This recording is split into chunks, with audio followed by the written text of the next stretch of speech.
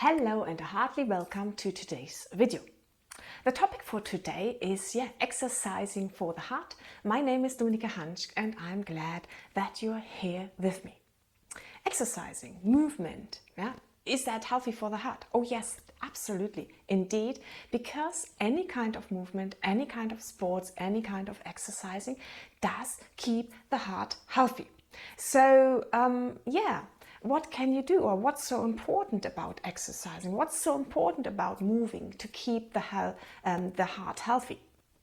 It's simple, because our heart has to support our body. It has to get all the nutrition, all the oxygen through our body, and so keeping the heart healthy is one of the most important tasks that we have.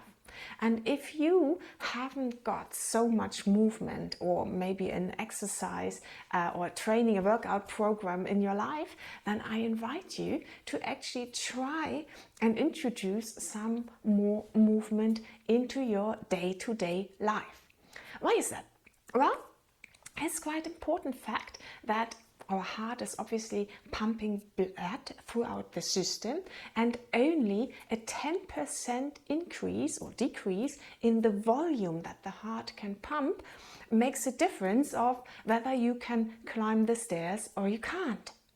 Isn't that amazing? So having day-to-day movement tasks like going up the stairs instead of taking the lift, which is a classical example of more movement in your day-to-day life, will actually keep you heart healthy. So try to find a couple of things in your life that you can do on a day-to-day basis to keep your heart healthy. So yes, if you climb the stairs, you may be exhausted when you come up the floor and you feel like, oh wow, this was really hard. But yes, that's good, because it actually puts a strain on your heart, and your heart has to beat faster and the heart has to pump the blood quicker through the body. But that's so important, because you're getting to your limit, and getting to the limit is always a good thing, because getting to the limit means that our body wants to adjust. It doesn't want that situation to happen again, and that's a natural thing. So what does the body do? Well, it secretes hormones, it secretes messengers to actually say, hey, come on, we need to do something. We need to get the system working better, and that's good for you. So the classic example is getting up the stairs instead of taking the lift, but there are many other opportunities that you have. For example, if you're riding the bus, you could get off the bus one stop earlier, and then you walk home for the remaining distance. So that's good. You get some fresh air. You can actually value nature more, and you exercise your heart. So that's a good thing to do. If you don't ride the bus, if you take the car, what you could do is actually drop your bag in your house, in your flat, and then close the door again, and then go for a 10-15 minute walk. And again, you get some fresh air, you get some movement in, and that's good for your heart. And that's what I'd like to invite you to do. If you are not moving that much at the moment, try to find these little things that you can do to keep your heart healthy. So just imagine, what things are you doing while sitting, which you can actually do walking? One major example is here phoning. You don't have a phone. You don't have a phone that's locked to a place.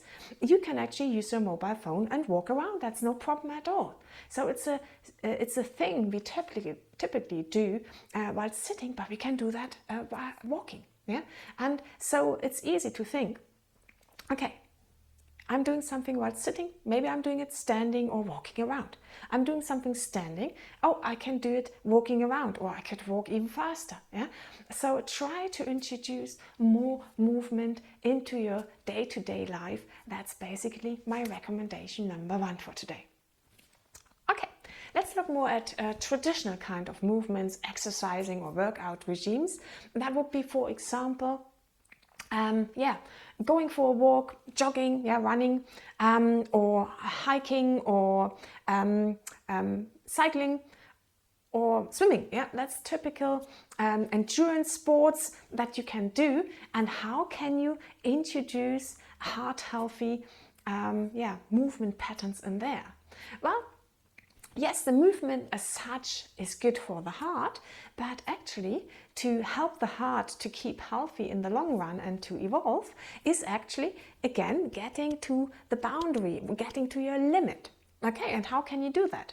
Well, it's quite easy to actually introduce that in any kind of sports. Yeah, for example, if you're going running, why don't you take the next traffic light and you're really going for it? So you're going to the limit as fast as you can, and then the next 3 traffic lights, you actually calm down, reduce the speed to actually get your breath again, yeah? Or use lamppost or trees.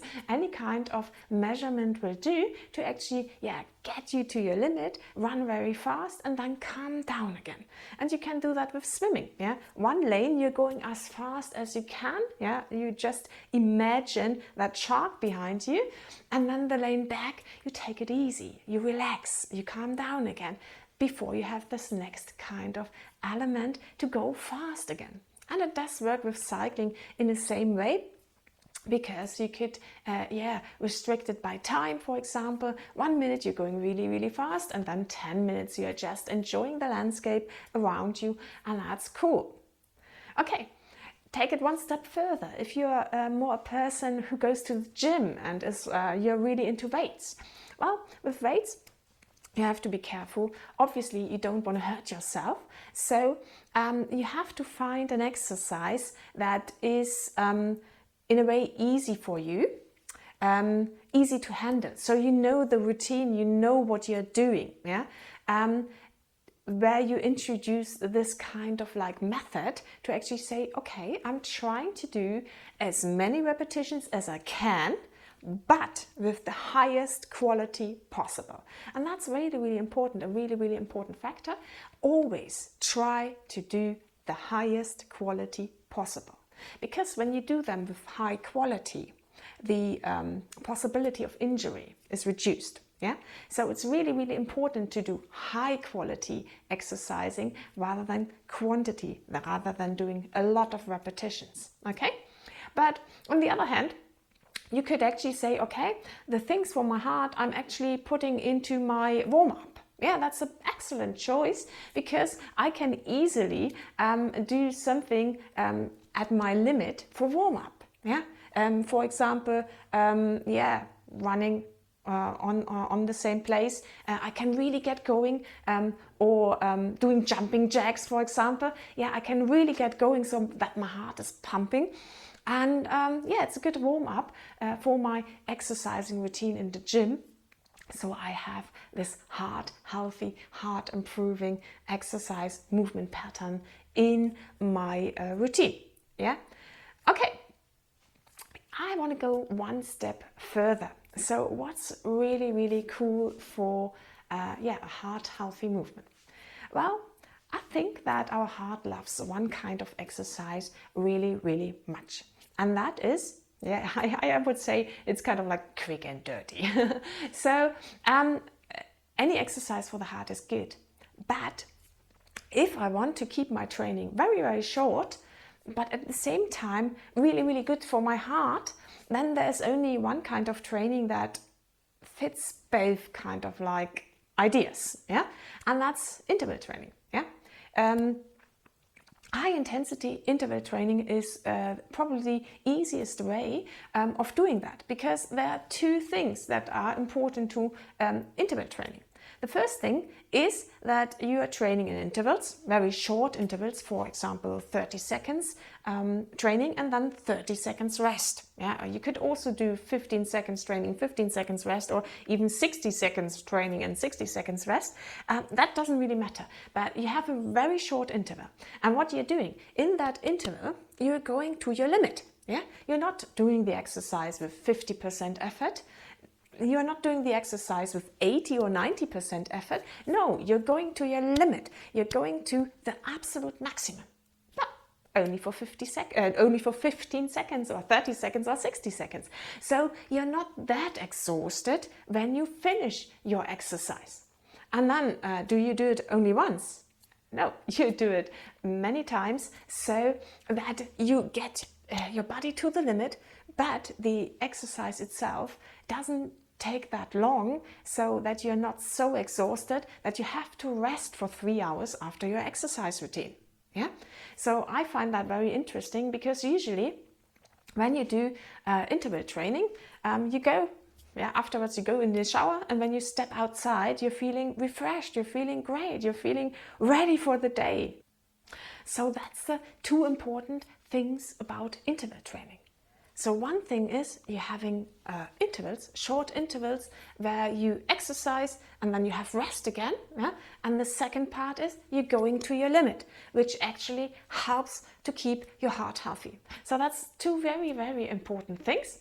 And intervals are great for our body, because every time we go to the limit, our body actually secretes hormones, secretes information to tell the body, hey, come on, I need more energy, I need more muscle mass, I need more, heart healthy stuff. So that's really, really cool. And that's why I like interval training. Yeah, and interval training doesn't take that long. So for example, my kind of training, I have 5 to 10 exercises which I do in an interval of 30 seconds. 30 seconds I do the exercise, and then 30 seconds I rest. Yeah, and I repeat every one of them 3 times. So my training is about 15 to 30 minutes each day, and that's doable. Yeah, and by the time I step out of the shower, I'm just feeling, wow, cool, let's rock. The day can go on, I'm ready for it. Okay, let me give you one more example for interval training and why it's so good for our body. Okay, let me introduce you to Otto. Otto just had a heart attack, and he's lying in hospital, and his doctor comes for giving him some advice. And he basically tells Otto, hey, you have to move more, because movement is good for your heart. It keeps your heart healthy. And I really want to get you to do some kind of exercise, because we don't want you to have a second heart attack. Okay, so Otto is basically saying, okay, he's taking this advice, and he's trying to get moving. So he tries to get out of bed, and the time he actually has his feet on the floor and he lifts himself up, his heart is pounding like mad, and he's really feeling it. And he's actually resting now, because his heart is pounding so hard he needs to take a breath. Well, hey, that was the first interval. Okay, then Otto is doing 3 to 5 steps, and his heart is pounding again. He's really struggling, so he needs to take a rest, to take some breath again. That's his second interval. Okay, and the next time he's doing 3 to 5 steps, same picture. That's his next interval. Okay, and what will Otto realize when he's doing that every single day? Well, maybe on day 5 or day 7, he will actually realize, oh wow, I can actually manage 10 steps before I'm out of breath. Yeah, and he can actually see the development of how he's getting better, how his heart can cope with more movement, with more exercise. And well, we don't want to wait until we have our first heart attack. Wouldn't it be better that we have this kind of exercise in our life on a daily basis to prevent heart attacks? Well, that's what I'd like you to think about. And maybe you want to go this next step in actually keeping your heart healthy and making your life better, because any kind of movement is good, but some kinds of movement are even more heart healthy. Well, that's it for today. Actually, I'm so glad that you were here with me, and I'm looking forward to seeing you next week again.